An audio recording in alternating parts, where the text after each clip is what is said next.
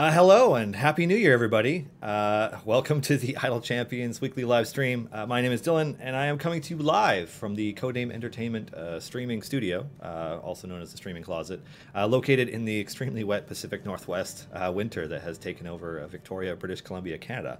If you're wondering if it's nasty outside, it is. It's awful.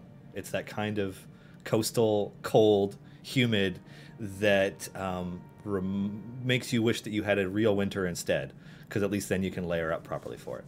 Now, before we begin, I have a few things I want to go over. First, I want to make sure I kick off the new calendar year properly. I'd like to send out a huge thanks to the folks over at Wizards of the Coast and Dungeons & Dragons for allowing us to use this space to talk about our favorite topics, D&D and video games, and sometimes other things. So shout-outs to Daryl, Allison, Greg, Bart, Pelham, and Satine for all the amazing work that they do and for helping us be the best that we can be. And on that note, there is another even less visible but just as integral member of the D&D team I want to acknowledge. Lauren Obo Crazy Urban, our moderator in chat, who has been with us for nearly every stream since we began. We love you. You're awesome. Thank you so much for everything that you do. And then on top of that, there are another few shout-outs I'd like to do. There are some pretty amazing people worthy of shout-outs. First, we have a handful of moderators that you may have met through our various channels. We have Axis of Anarchy and Silisa. Silisa you probably see a lot more frequently.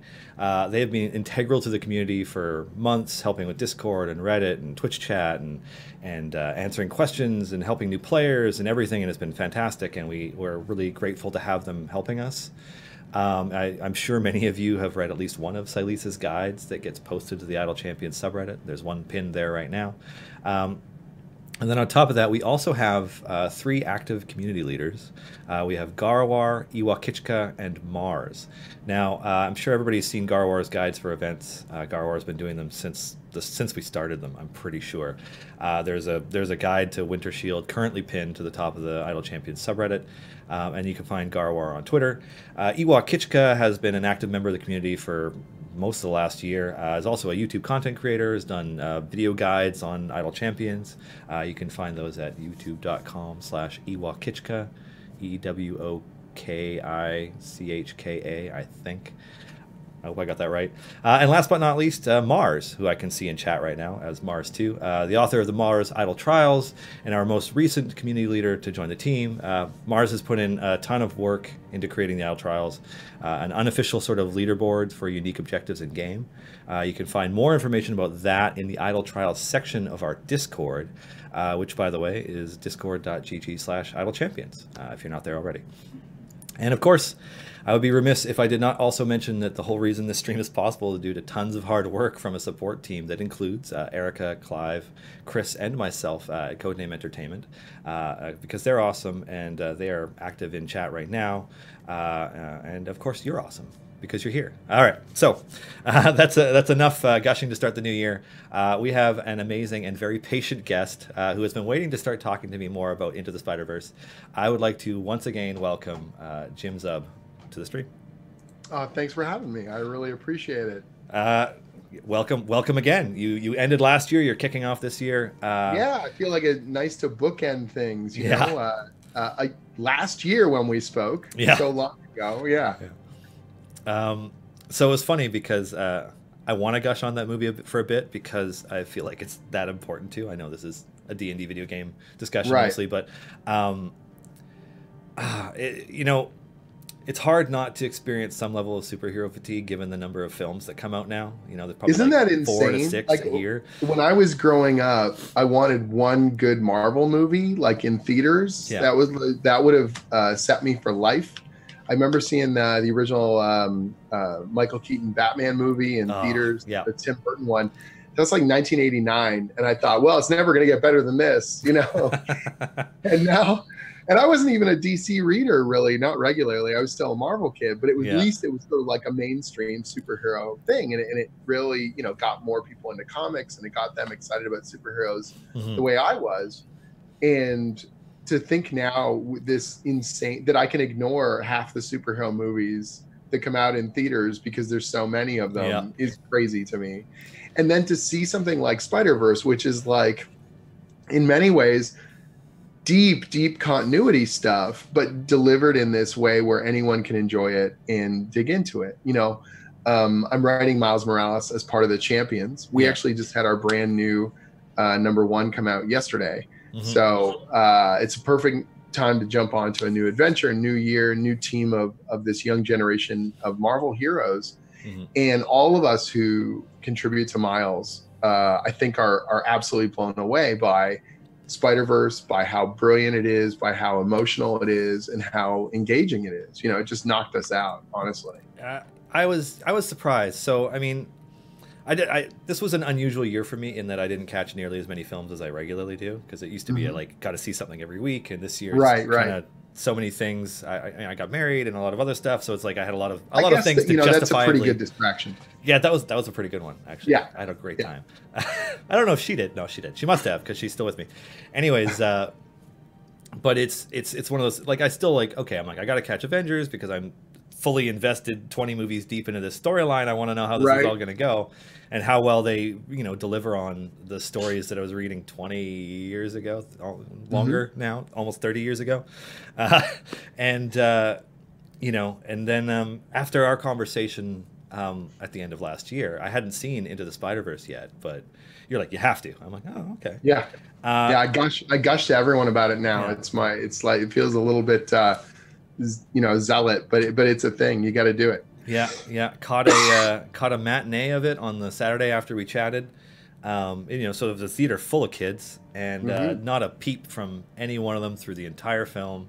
Only a couple of the adults gasped, and like a few other things, but like it was awesome, and people were very invested into it. It's rare for me to go to a film that's not like a premiere, and to have people having these outpourings of spontaneous clapping or cheering in a theater.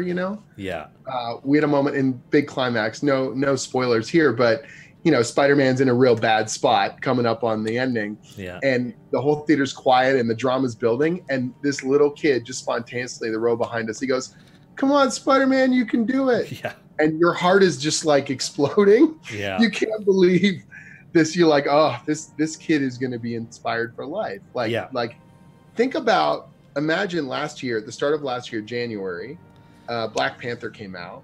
Yeah. And then in December, Into the Spider-Verse came out. Like, what a bookend of a phenomenal movie year in superheroes. And awards worthy.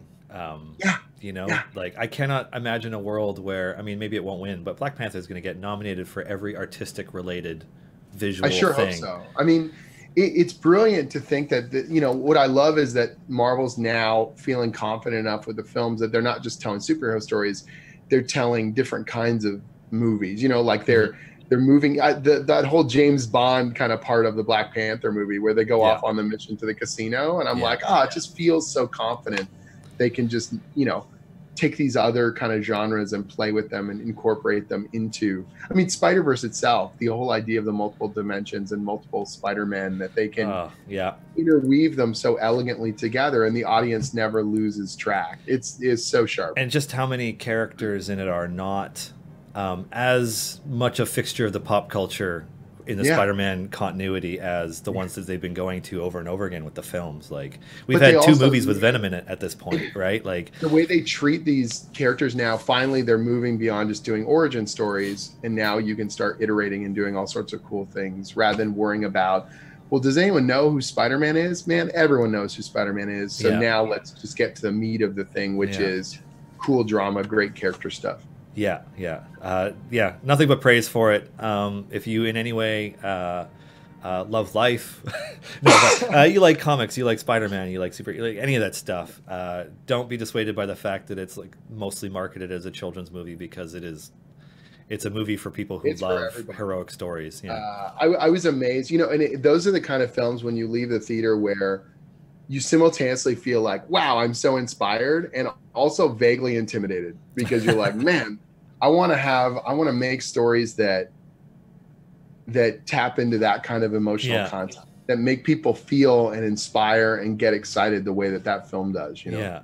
Well, I mean, they spend years iterating on that script, right? Like, oh, sure. Yeah. Well, and this is the thing. The development periods on these films are quite long, and it goes through such an intense process. I try and not take, with comics, particularly a regular series, we're, doing 12, maybe sometimes more a year of a single series. Mm-hmm. And you've got to be planning. It's weird. You're writing the current script, but that's not going to be out for maybe 5-6 months. You're planning stories beyond that. You're marketing stories that are currently coming out. Like, it's a train of material that needs to get done. While one script is getting done, the previous issue is getting finalized, and the issue before that's being drawn. Mm-hmm. And so you're holding like 4 chapters of the story, 5 chapters of the story simultaneously in your head, because stuff's getting finalized while stuff's getting written, while stuff's getting planned. And it's all happening simultaneously, because that's the nature of a serialized ongoing story. And so you're trying to come up with better ideas and trying to iterate as much as possible, while you're also trying to finalize stuff and put the stamp on it and get it out the door. Yeah. It's at first it's chaos, and then it's controlled chaos, at some point.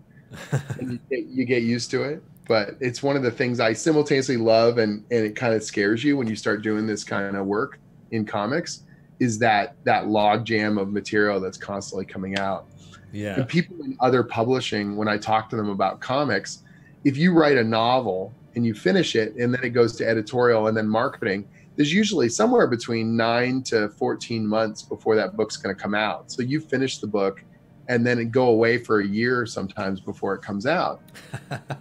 And I talk to people in regular publishing and I tell them, oh yeah, I'm writing right now, like I'm writing the May and June material for my series. And they're just like, what?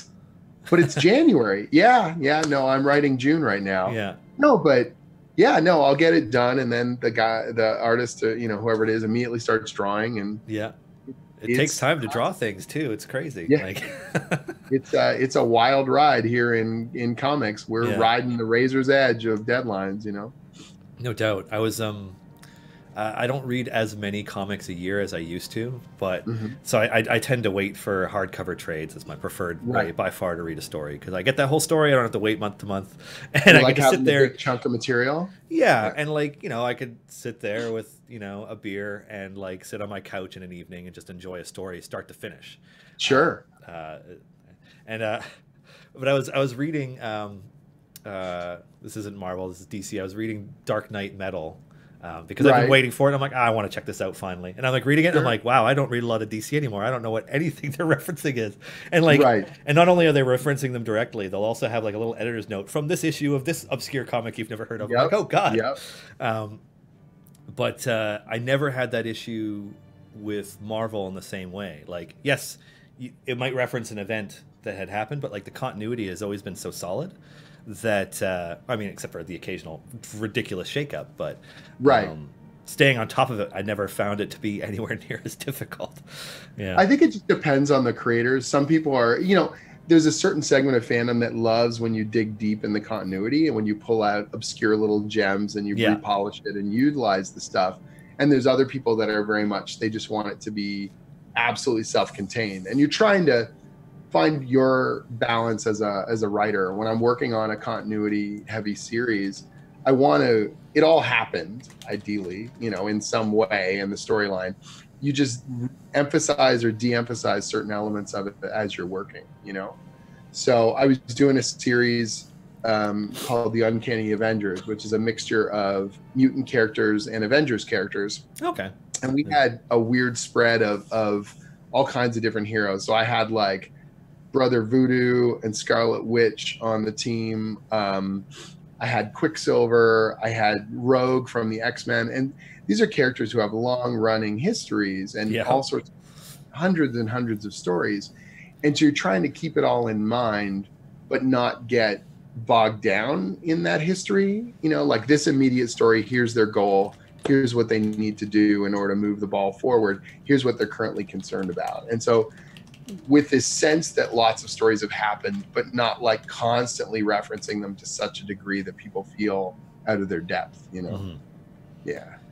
So like, what's it like trying to aspire to balance that? Because you want to be accessible to the, the 9-year-old buying their first comic or whatever in the store, as well as the person who is, who's been a diehard fan of, the X-Men or what have you for Well, years. For me, it's like everything, character motivations have to be clear in the story, regardless of whether I'm referencing old continuity. And we do the same thing in the D&D comic. So each of the D&D comic miniseries I've written, the Baldurs Gate Heroes, we reference the previous miniseries, but you'll know what their immediate goals are. This character gets along well with this character's stressed about this stuff.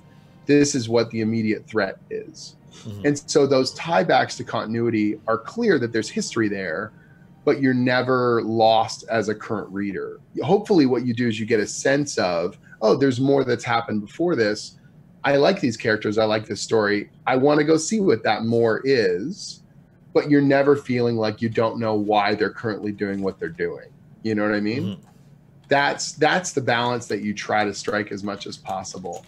It can be tough. It can be tough at times. And sometimes you need, that's where having your editor, you know, if you have a good editor, they're able to point some of that stuff out, because you can get too wrapped up in your own story. You just sort of assume everyone is keeping as close track of it as you are, because that's your job. And so then they can be like, you know, I appreciate you're doing this obscure thing. Maybe that's not going to ring as true to someone if they haven't been paying as close attention. You know, you've got to bring that back up, or make sure that we're keeping it clear why that cliffhanger is so powerful, or what's so shocking about it. You know what I mean? So it can be a tough balance to strike sometimes. And I think you go into different phases of it. When I first started working for Marvel, I was obsessed with using pre-existing material, because that was like, to me, it was like, well, I'm a Marvel writer, and I've always wanted to write this villain or these characters or this stuff. And if I'm using the real stuff, then therefore I'm a Marvel writer. So it was like this weird kind of feedback loop of, I got to use what exists when I was a kid, because that means it makes me happy, you know? But then I realized as I was going, I thought, oh, it'd be cool if it'd be nice if something could fit here. And the editor was like, well, make it. And I go, I can add pieces to the Marvel universe? Well, yeah, that's our job, right? You know? And so the first time you add something like that, and I realized that the same day I did it, some fan has added it to the Marvel wiki, and now it's real. It's a part of this huge, you know, universe. And it's a tiny little thing, but it's now something that you've added to the whole.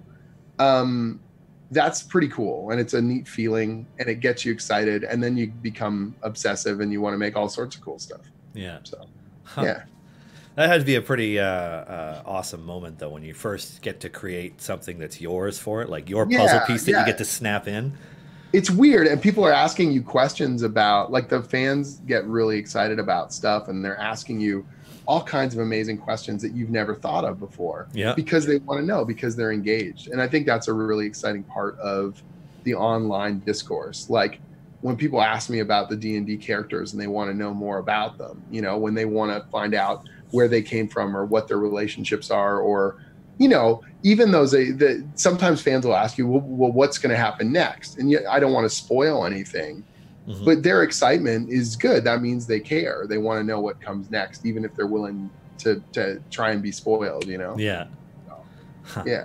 You must get some pretty the gold standard for questions from fans probably being that red shirt question at BlizzCon a few years ago. Where you get some fascinating questions. I've got a Tumblr, and I opened up for anonymous questions, and so I get, man, a lot more than I used to. I probably get about almost a dozen a day where people are asking me different things, and there's a lot of repeated ones. So people ask the same. If I see the same questions or kind of questions popping up, I'll grab one, answer it really thoroughly, and then use that as the standard. You know, so then everyone's got the information.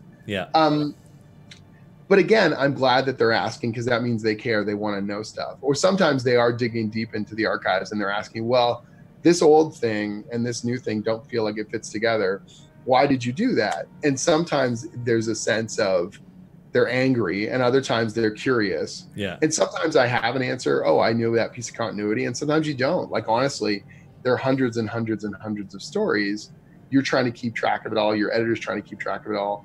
Sometimes asking that question is good, because then I get this sense of, oh, well, that would be cool to tie that in at some future point. Or, that's not really relevant to the story that we're telling, you know? And so we've just, you know, it's sort of that thing of someone saying, well, in this old Avengers issue, this person was the president, therefore 40 years have gone by. How can these characters, you know, like that stuff's crazy. Like Marvel time, there have been many Christmases, you know what I mean?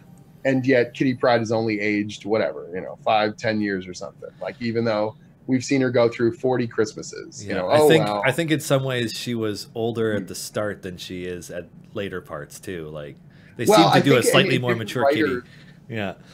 Different writers would put stuff in there, not realizing, of course, that was going to become the new standard, that everyone was going to hang off of that. Yeah. So you occasionally get these moments where people are like, you know, asking these questions. So a bunch of the teen characters, you know, nowadays, of course, it's 2019.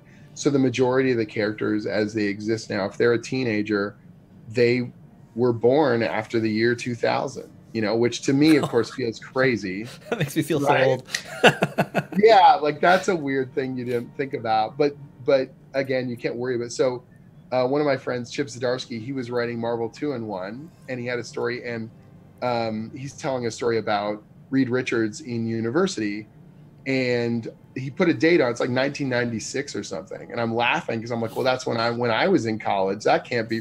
Reed Richards couldn't have been in college when I was in college. Yeah. Well, based on he's in his 40s, I'm in my 40s. Oops, guess what? Marvel time just caught up to Jim Zub, you know. So, here we go. Yeah, fair enough. Yeah. I've been ignoring a couple questions. Let's see. Pelvo del Fuego says, just pass on praise for his comics. Fan there. Oh, that's cool. Thanks, man. Like, I gotta admit, writing Dungeons and Dragons, the comic series, is one of my favorite things. People ask me, they're like, oh, you know, with all the superhero stuff you're doing, are you going to be able to keep writing D&D? And I'm like, from my cold dead hands, like, yeah, I will write the D&D comics as long as I can. I absolutely love doing them. Yeah. It's very Peter Pan for me. It keeps me young, and I just want to keep rolling with them. People have been asking if we're going to be doing more of the Baldurs Gate heroes. We absolutely are. I don't have an exact date yet, but in 2019, we've got new issues coming in the pipeline. Cool. That's exciting.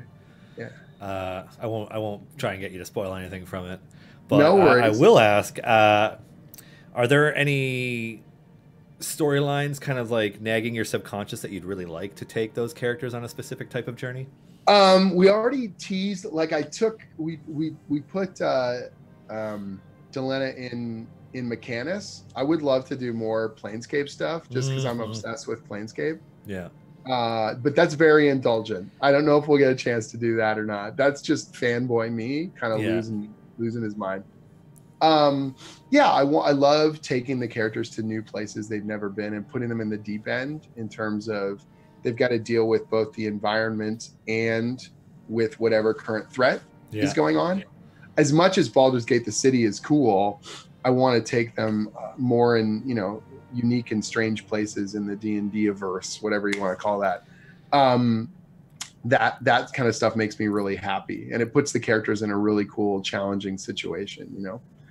So yeah, there's all sorts of funky stuff I would love to do with them in time, and I've got some, you know, proposals in the pipeline in terms of how we do that and where we go with it. So yeah, it's been a ton of fun, and the Wizards crew are so great to work with. Like, they are just they want great stories. That's all, you know, in their mind, the best D&D comic product that we can make is one that gets people excited about fantasy stories and makes people want to tell their own. Yeah. And so they're pretty hands off in terms of storylines and characters and what kind of things we do. Like, I'm sure there's content that I could create that they would say no, but I've also got a pretty good handle in terms of what's appropriate content for Dungeons and Dragons, you know? And so I want it to feel like the real deal, and I want, I just want it to be a ton of fun.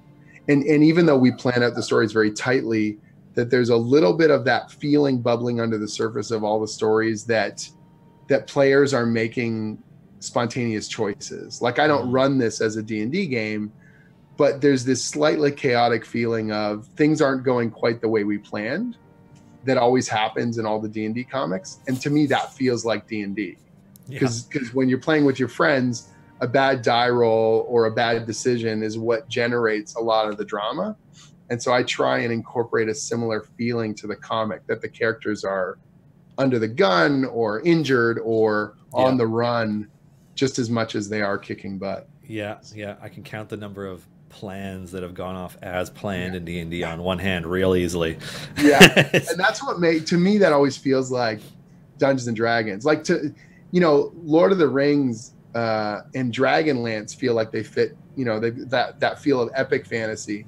But to me, D&D was always like 5 crazy people in a hole. Yeah. Going on weird explorations, getting into trouble. Yeah. Not the ideal heroes, not the ideal circumstance. A very pulpy kind of adventure centric fantasy storytelling, rather than the kind of epic quest model and heroes of destiny that I think a lot of high fantasy does. Yeah. D&D to me has always been more low fantasy or pulp fantasy. Yeah. And so it's greedy and it's weird and it's character centric, but these characters are not idealistic.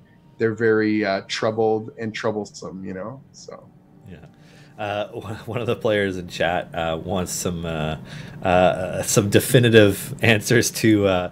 Could you please just tell me for sure the correct pronunciation for Minsk, Delina or Delina, and Narus? Okay, so to me it's Narus, Delina, and Minsk and Boo. So that's the way that I pronounce them.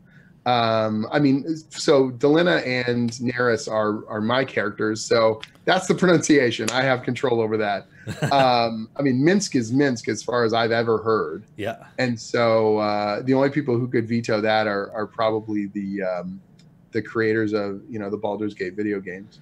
Yeah. So, I think actually Eric, our CEO, knows the guy who Minsk was his high school character from Bio. Yeah. So Cam I actually interviewed him. So we did a podcast on the D&D site that they posted, and I called him and we were trying to set up this interview for weeks, and just the timing was not working. I was traveling, he was traveling. Yeah. We were all really busy. And I finally ended up calling him, and he was at an airport. Mm-hmm. And so it was this crazy thing where we did this. He was recording it off his lap in the airport lounge. And every so often there would be announcements over the PA. Yeah. And so we would have to edit around these echoing announcements in the background, or I would have to get him to repeat stuff he was saying so I could chop it out. It was pretty wild. Oh, that's great. Yeah. Are there any other established characters you'd like to be able to pull into those comics? Like how does that work for you? It's weird, right? Because on the one hand, like you'd say, well, of course, wouldn't it be great if we had Driz to Erden or something like that? But doing those things also creates a host of problems in terms of continuity, and approvals. The easiest thing for me to do is make characters, because then they're not getting tied up in anyone else's stuff. You know what I mean? I might end up using something that I did. I can't remember the character's name off the top of my head. There's a Dragonborn character who's referenced in the Storm King's Thunder. Oh God. Somebody in chat might know. Right. And there's no picture of them. They're just referenced as like an NPC. Yeah. And I pulled them into our adventure and gave them a design and gave them a personality. Yeah. And so that's a way of using established stuff, but it's stuff that the thread is pretty loose. Yeah. So we can tighten it up rather than worrying about a character who's got 5 novels or whatever, under their belt, multiple novels, and having to get approvals and figure out where it fits in a timeline and things like that. Minsk has thankfully been pretty free. Like, we were the first ones to bring him back into continuity after the Baldur's Gate games. And so we were able to sort of set the mold. And now I know he's shown up all over the place, but that's the easiest one for us to work with in that regard. Yeah. And Minsk as a character is this weird, addled, guy who doesn't always remember what he's doing or where he's going. So you can have him go off on adventures and never reference it again, and it doesn't feel out of character in the slightest.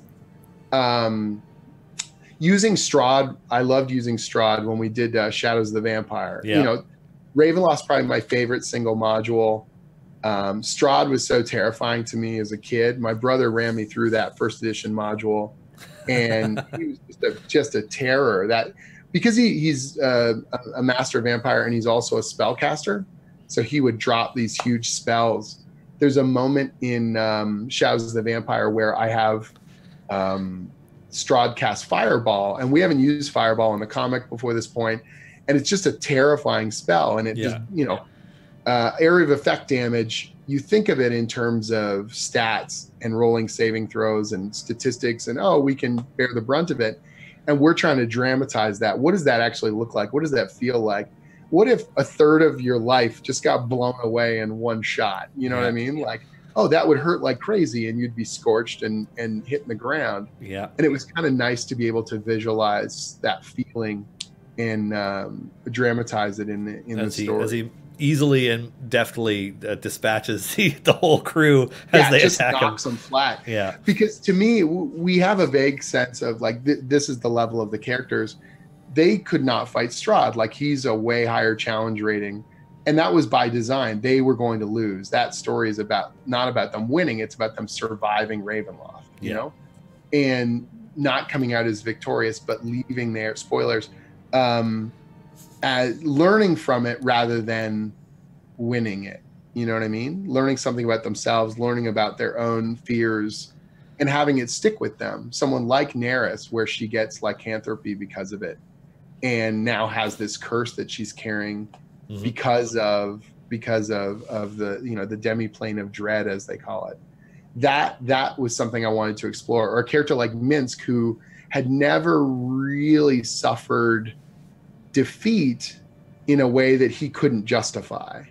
Like, if he'd run away from a fight before that, he would be, well, the leader said we had to go, or I could have beaten them, but you wouldn't let me, or, you know, I was there to save people, and so I had to take a, you know, sideways, not a retreat. Yeah. And there was no bones about this. They lost. And it was a way for us to show a new side to Minsk, where he had to confront his own failure for the first time and address it and decide to carry on.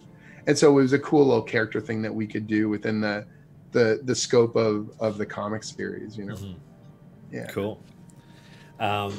It's funny because just on that note, in the background, I have Boo and Juniper the mouse from Dice Camera Action running around back and forth on the bar, selecting ultimate abilities to cast around. Oh, that's so cool. Yeah. The other familiars are just kind of on the battlefield, just clicking away. But yeah, Minsk's Boo and Evelyn's Juniper are just. So Minsk isn't in the party right now, but his hamster is. Yeah. Nice. Basically. We did an entire issue just dedicated to Boo. Yeah.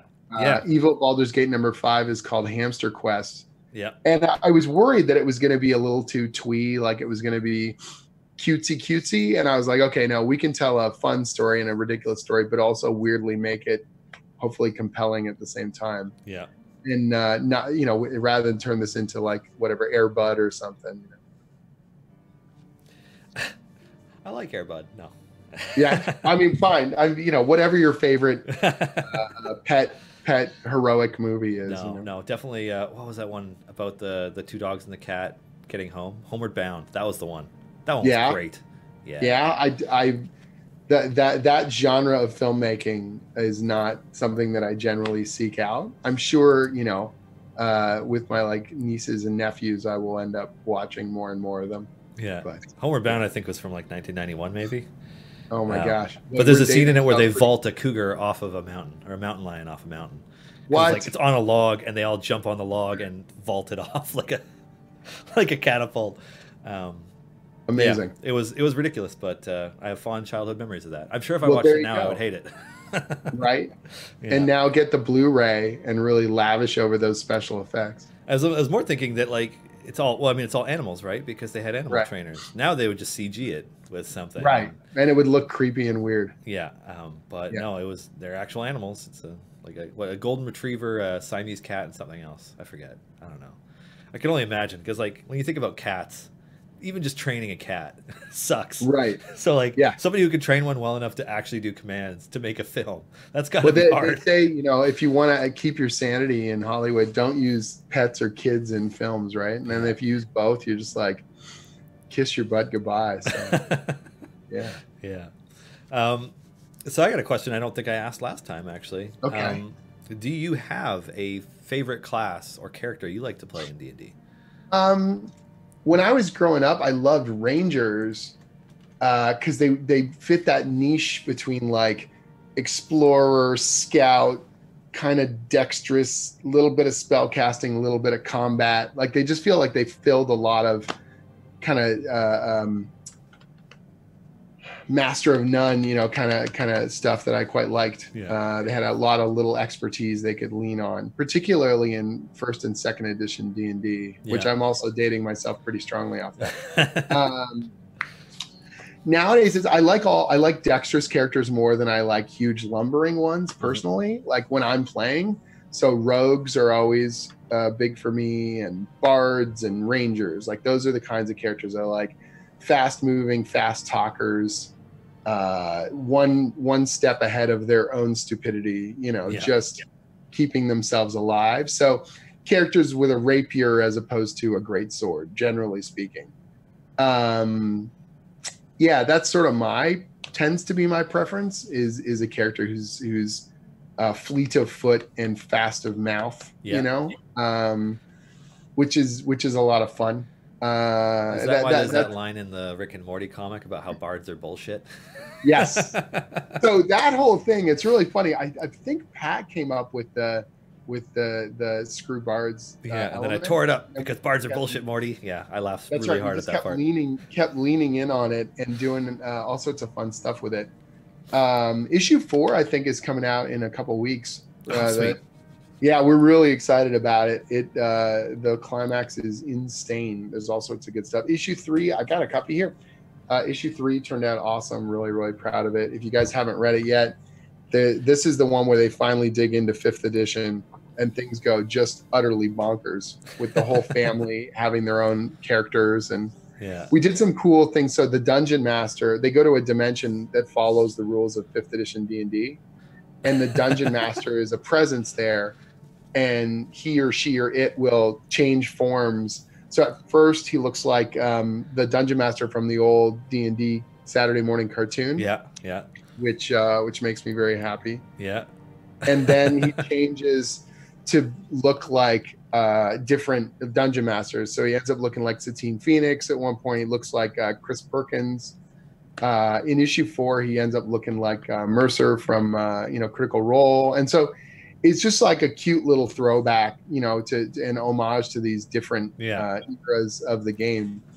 And the way we discuss it, they're like, "Are you a god?" And he's like, "Well, I'm really more of like a narrative overseer." You know what I mean? Like, I just make you keep you honest, kind of thing. So it was a lot of fun to play with some of those aspects of D&D isms. And really incorporate into it. And Pat's been the one who was really obsessed with making sure that all the stats lined up properly. So he was like, "Okay, if we're gonna one shot this creature, what is the combination of stuff that would potentially do it?" And I was like, "Wow, man, you're even being more sticklery on this than I am. I'm kind of impressed, so it's good."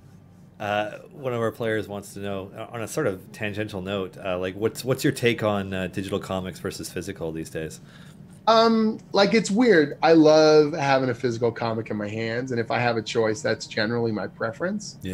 But I can't deny the flexibility of digital. So as part of what's called the continuity crew, like I've got, a couple books I do at Marvel, and they're deeply seated in continuity. I'm writing Champions and the Avengers right now. There's no way I could physically have every book in-house. And so Marvel will send PDFs of everything that they're publishing to us so that I can keep up with it. And woe is me. I get 70 comics a month in PDF, but it's like homework. Like, I got to dig in. Reading for fun is great. This is not that. I have a notepad beside me as I'm reading this on my tablet, and I'm taking notes. What plotline stuff do I need to keep in mind? What are things that I need to ask questions about? What are elements that I might be able to follow up on in my book? To make sure it all syncs properly. And so it's a lot to take in. And having the digital version of that is really, really helpful to me.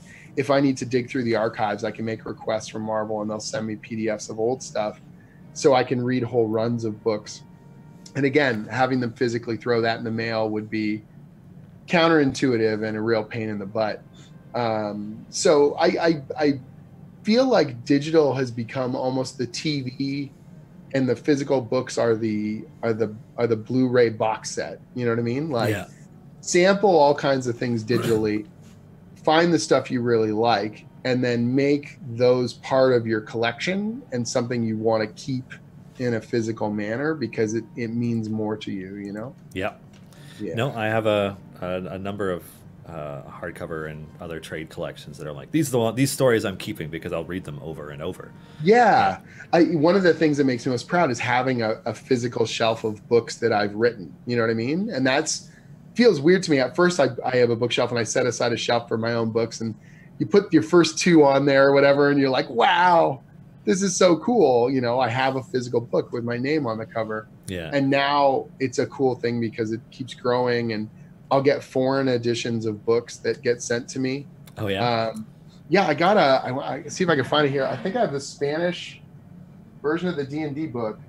Where is it? Hold on. There we go. So this is Legends of Baldur's Gate in Spanish. Oh, Legende de Baldurs Gate. Cool. Right? And then all on the back there. And what's cool is they actually got new cover art. Someone over there did the cover art, so it's got a different image than right on the one we do here. That's cool. This kind of thing feels really cool to me. Even if I can't read it, I love seeing that the books have that kind of, you know, longer reach. That feels really cool to me. Cool. So, also love seeing tons and tons of text and then just says Jim Zub, just random brackets. Avengers No Surrender, champions. That's right. So you know that stuff's kind of cool. Yeah, it's really gratifying, you know, to know that the books are getting out there and that people are enjoying them, or discovering stuff for the first time. Like someone will find one title that I've worked on and then backtrack to other stuff that I've done. I did a book called Wayward that's like a sort of Buffy in Japan. It's teenagers fighting Japanese mythological monsters. Oh, cool. And the artist I worked with on that is now drawing champions. And a bunch of people are like, man, this guy's art is cool. And I'm like, there are 6 books of Wayward you can dig in if you like our you know, what we do. Yeah. Dig deeper and you know, go to town on it. So yeah. On that note, are you a fan of Buffy? Yeah, I watched it, you know, when it was first running through, and it would be weird because I would catch chunks of it, like I would watch half a season or little bits and pieces of it here and there. Yeah. And I felt like they did a pretty good job. The story would continue to evolve, but like a good comic, or you could jump back in and go, oh, okay, this is the new deal. Like this is changed and that's changed, but I get it. I'm up to date and I'm ready to roll. So. Yeah. Yeah. One of the players in chat wants to know if there's any chance that the other Baldur's Gate companion characters might show up in some of these Baldur's Gate comics. So we've had like one of Edwin the and Saravok and Jan and. So the tough part is the current Forgotten Realms continuity is over 100 years after the original Baldur's Gate games. So Minsk, if he was just a regular human carrying on his life, would be dead already, as would all the other human characters. Yeah. Or even some of the less long-lived ones. Mm-hmm. So it's something where bringing Minsk back also meant creating a way for him to have jumped time. And so we had a thing where he was turned into a statue. So the statue of the beloved ranger that was in the marketplace of Baldur's Gate, everyone thought it was a statue, but it was actually Minsk who had been turned into a statue, right?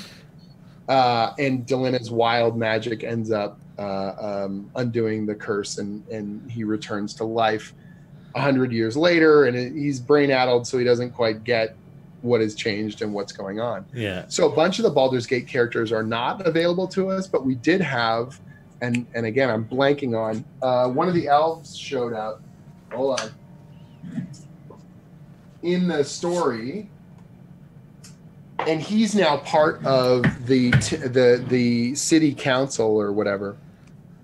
In that first story that we put together. One sec here. Here we go. Well, you know it's bad when I have to. Corin, there we go. So he shows up in the first story that we did, and they have a little moment and stuff, which is pretty cool. So and he would also be able to recognize Minsk. Right, exactly. And he can't believe that Minsk is still alive, of course, because Minsk is a human. How could this be, kind of thing. So, yeah. Yeah, kind of cool stuff like that. So we do tie back some of those Baldur's Gate characters here and there, or they get mentioned every so often. Like Minsk keeps misidentifying Delina. He thinks that she's someone named Nira because she looks a bit similar, and she was also a wild mage elf that he had been dealing with in the past. And so it was a way for us, again, to tie back some of those old Baldur's Gate story stuff in fun and interesting kind of ways. Cool. Yeah, but again, not bog it down so much that a new reader can't enjoy, right? Yeah. Yeah. Oh, fair enough. Somebody was asking, did you go to a New Year's party or did you go to bed early? We had a New Year's party, so we always almost every year I host a big New Year's party here at my house. And so it's funny because a lot of people from kind of the creative community here in Toronto will come out. So a bunch of animators, comic book people, actors, a couple of producers. We had about 40 or 50 people here at the house for New Year. So we do it up in a pretty big way. And we're I live downtown. We're close to a subway stop, and the subway was free and running all night. And so people dropped in sometimes just for an hour or two early in the evening, or they stay for the whole deal, or they come right before midnight. It was pretty flexible. We had a great time. It was a lot of fun. And some people I see all the time because I'm going to conventions. Some people I only see at conventions, even though they also live here in Toronto. Yeah. And so we get to hang out and get caught up and ring in the new year together. It was a lot of fun. So yeah. It's funny that you mentioned that because I think about just cons in general, and there's the group of con friends that you see at all, or many of them, and that's it. That's the part of your life the that they're a convention slice circuit. Of. Yeah, it is. It is like a convention family, and you see them, their careers, moving in all sorts of different circles, or they're getting married, they're having kids. Like, it's a weird feeling to realize you've been doing this for a while. Like, someone asked me randomly at one point, they were like, well, how many conventions have you been to? And I was like, I don't know. I started doing conventions in 2002. I go to around 10 or 12 a year. Oh man, I've been to like 250 conventions. Oh my God, what have I done with my life? And yet, again, you've made these lifelong friendships, and there's almost no major city, I'd say in North America, but even now around the world, where we don't know somebody or someone can recommend a local, to us to hang out or give us the ropes. It's pretty amazing when I think about that ability, that the internet has really changed all that stuff so much, the best and maybe sometimes worst thing is how well you can connect with people or not right? online. So but like last year I went to Vienna, Austria for a comic convention. I went to Johannesburg, South Africa, a half dozen American cities and Canadian cities, and everywhere we went, there was like a friend or a contact or an artist I've always wanted to meet in person, and we previously talked to only on social media. And like, that's a really cool feeling, particularly with the professional side of it, where you're like, we've worked together, but I've never met you in person, and now we get to go out, have a pint and a meal together, Yeah. Cool. Trying to line up some cool trips for this year as well. Yeah. What are your favorite cons to attend? There's a show here in Toronto called TCAF, the Toronto Comic Arts Festival. Yeah. And it takes place in the main reference library downtown. It's free to the public, and they bring in creators from all over the world, independent comic creators. Yeah. And so you're like, here's the French contingent, the German contingent, the Spanish contingent, the Japanese contingent, and they're all in our city. Yeah. So we get to take them to our favorite bars and restaurants. We get to all commiserate and hang out, and it's a ton of fun. I really love that one. The Calgary Comic Expo is really well put together. My friend Kendricks is the guy who started it. And the first couple years we would go, he was just trying to get guests to come out to Calgary, Alberta. Yeah. And so I opened up my Rolodex and recommended a bunch of people. And he's like, well, you're grandfathered in. Like, any year you want to come to the show, just let me know. And I've literally gone to the show every single year because I lived in Alberta for a couple years. And so it gives me a chance to see friends and get caught up with people. And I get to do a show at the same time. So yeah. Cool. That's fun. Yeah. But like Emerald City Comicon in Seattle is really nice. C2E2 is solid. I like that show as well. I used to do an animation festival over in England called Animex that I really enjoyed. It was like a great social time and hanging out with people. Yeah. There's tons and tons of great conventions. I loved PAX Unplugged, man. I had a great time at Unplugged this year. I haven't done that one. I think we might be going this year, though.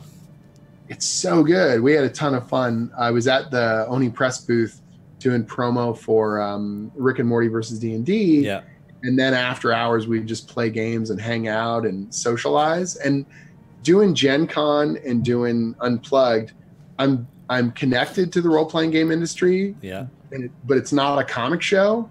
So I don't feel any of the social pressure like I need to be, appearing at certain events or showing up or, whatever those expectations are. Yeah. So I get to go to a bunch of the industry stuff without feeling the pressure of all the usual social kind of expectations. Yeah.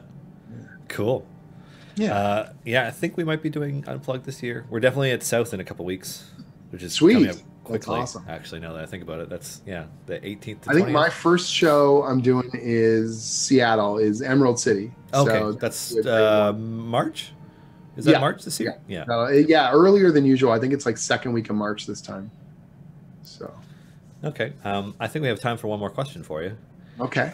So Stately Jam 50277 would like to know, what is the weirdest food you've eaten and enjoyed, and why did you pick to live in Toronto? Pick to live in Toronto. I was born just outside Toronto, first off, in a little blue-collar town called Oshawa. Oh. And so when we would go to Toronto, that was like the big city. So we would visit, and I'd go to the comic book stores and the gaming stores and nerd out. And I was like, man, if only I could live in Toronto, the big smoke, And so that was sort of a goal for me growing up. I just wanted to live here, and I love it. It's like really tidy New York. It's very multicultural, tons of different foods and tons of different cultures all jammed together. Yeah. It's a great city. It's beautiful. And I love it. I love living here. And so, but it's also accessible. So like if your favorite band is doing a North American tour, they're going to stop here. Yep. If a movie is going to have any premiere dates in Canada, it's going to have a festival. Whatever obscure art house screening or documentary, it'll pick up in Toronto at some point. And so you get the benefit of being at the crossroads of a lot of culture and a lot of stuff. But you're also still in Canada, which to me, like I'm Canadian. I want to, I love being here, and I love being kind of at the heart of it. I can jump on a plane and go to New York in an hour and a bit. It's nice. In terms of weirdest thing I've eaten and enjoyed. So I was going to say weirdest thing I've eaten and not enjoyed is probably a scorpion.